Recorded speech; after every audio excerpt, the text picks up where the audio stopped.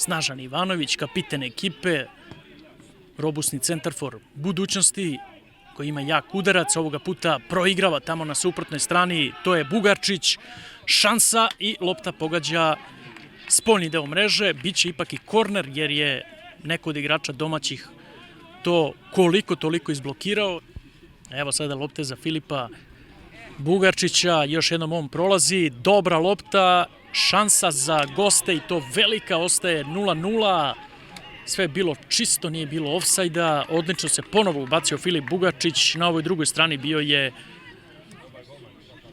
Gradimir Grujičić, nekako je uspeo tu da izleti, malo skrati ugao golman Nebojša Tomić i praktično spase svoj gol na taj način. Jedan od najboljih strelaca kluba iz Arilje, inače momak je rođen u Čačku. Evo šanse i evo gola, 0-1, upravo Ivanović.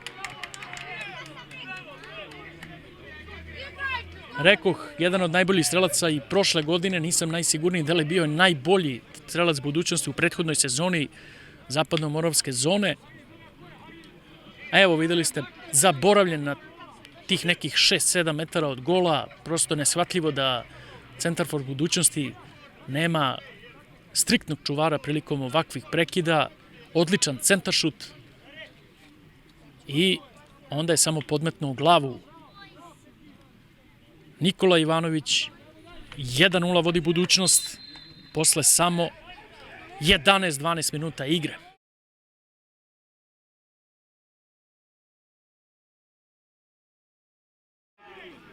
Pao je Stanković, nema faula, Grujičić, dobar centaršut, 0-2. 39 godina ima Stojaković, evo, bacio se kao pravi centarfor i sa 5 metara i on kao Ivanović maločas potpuno neometan. Kakav start budućnosti, evo posle nepunih 15 minuta, 0-2.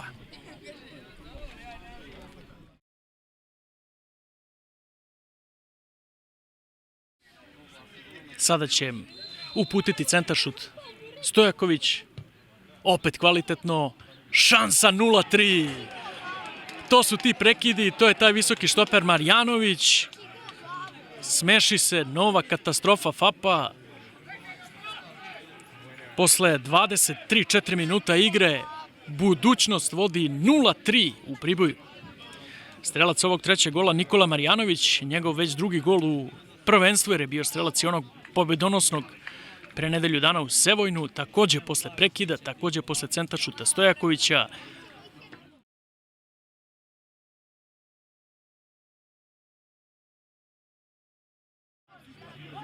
Evo sada Vulevića, šansa za FAP i to najbolja za sada. Neće lopta u gol. Svi su onako zanemeli i čekali da vide gde će lopta završiti. Ona je otišla pored gola, definitivno najbolja šansa za FAP. Rekao bih i definitivno poslednja prilika da se promeni rezultat u prvom poluvremenu. Stojaković, kombinacija i to fantastična kombinacija. Šutirao je Ćurković. Idealna gotovo pozicija za njega.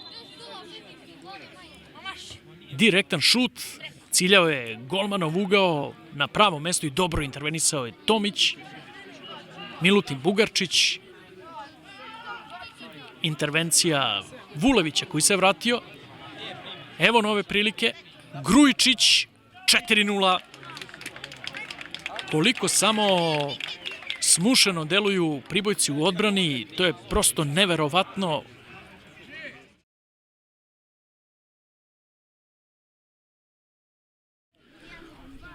Korner izvodi Dejan Tasić.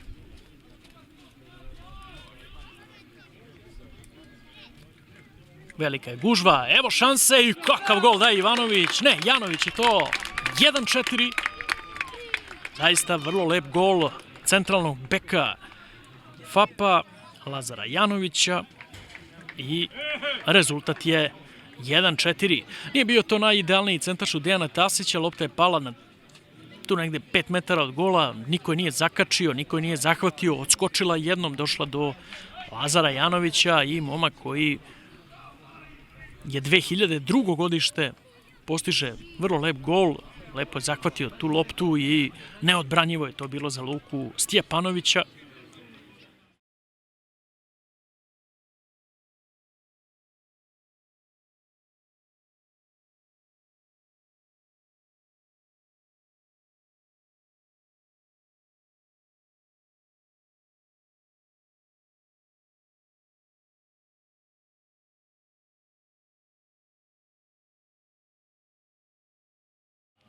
Evo sada prilike za Nikolića. Ipak da vidimo 11 terac. 11 terac, kasnije je Tomić s ovim izletanjem, istrčavanjem. Munitlak šutira levom nogom, očigledno.